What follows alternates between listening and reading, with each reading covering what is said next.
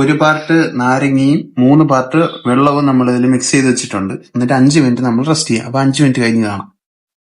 നമ്മള് 5 മിനിറ്റ് വെച്ചിട്ടുണ്ട്. അത് വെള്ളം എടുത്ത് കളഞ്ഞേട്ടാ. എന്നിട്ട് നമുക്ക് ഈ ട്രെയിലോട്ട് ഞാൻ സ്പ്രെഡ് ചെയ്തിടാം. സ്പ്രെഡ് ചെയ്തിട്ടതിന് ശേഷം നമ്മൾ സൂര്യപ്രകാശത്തിൽ 2 മുതൽ 4 ദിവസം വെക്കണം. അങ്ങനെ വെക്കുമ്പോൾ നമുക്ക് ഇത് ഡ്രൈ ഫ്രൂട്ട് ആവും. നമുക്ക് നോക്കാം എന്തായാലും. ഇപ്പൊ സൂര്യന്റെ പ്രകാശം കിട്ടുന്ന അനുസരിച്ച് ദിവസം മാറും കേട്ടോ. ചിലപ്പം 2 മുതൽ 4 ദിവസം എന്നുള്ളത് 6 മുതൽ 7 ദിവസം ആവാൻ ചാൻസ് ഉണ്ട്. ഇതാ നോക്കാം. നമ്മള് വെച്ചിട്ടുണ്ട്. ഇനി ഇതിന്റെ മേളില് ഒരു ചെറിയൊരു ക്ലോത്ത് വെക്കണം. അല്ലെങ്കിൽ ഈച്ച എങ്ങാനും വല്ല വന്ന് കയറും. നമുക്ക് അത് വരാൻ പാടില്ല.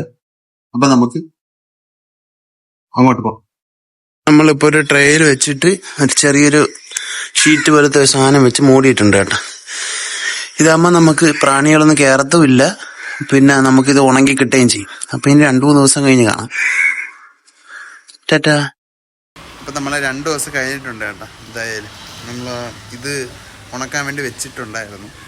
പക്ഷെ പറ്റിയ പ്രശ്നം എന്ന് പറഞ്ഞാൽ നമ്മൾ വെച്ച് അന്നത്തെ ദിവസം നല്ല വെയിലുണ്ടായിരുന്നു.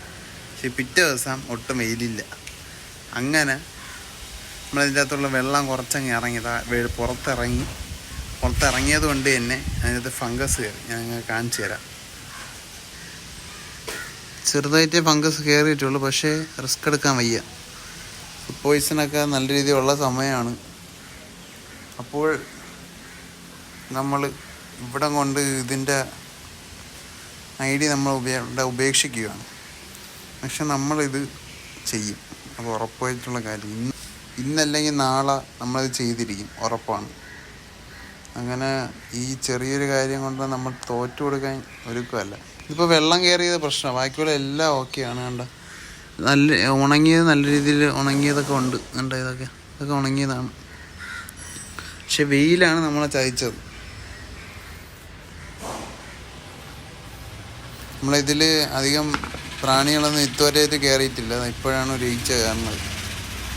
നമ്മൾ നെറ്റിട്ടായിരുന്നല്ലേ കവർ ചെയ്തത്, അതാണ്. അപ്പോൾ നമ്മളെ വീഡിയോ ചെറുതായിട്ടൊന്ന് ഫ്ലോപ്പായിരിക്കുകയാണ്. നമ്മൾ ഉദ്ദേശിച്ച പോലെ നടന്നില്ല.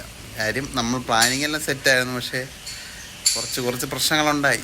ഈ പ്രശ്നം നമ്മൾ അടുത്ത പ്രാവശ്യം ശരിയാക്കിയിട്ടേ വരും. എന്തായാലും തോൽവിയിൽ നിന്നാണല്ലോ വിജയങ്ങളൊക്കെ ഉണ്ടാവണേ. അതുകൊണ്ട് പിന്നെ പ്രശ്നമുള്ള കാര്യമല്ല. അപ്പം നമ്മൾ ഈ വീഡിയോ എന്തായാലും അടിപൊളിയാക്കി ഒന്നുകൂടെ ഞാൻ ഇടും കേട്ടോ. അപ്പോൾ പുതിയ വീഡിയോ ഉടനെ തന്നെ കാണാം. ടാറ്റാ.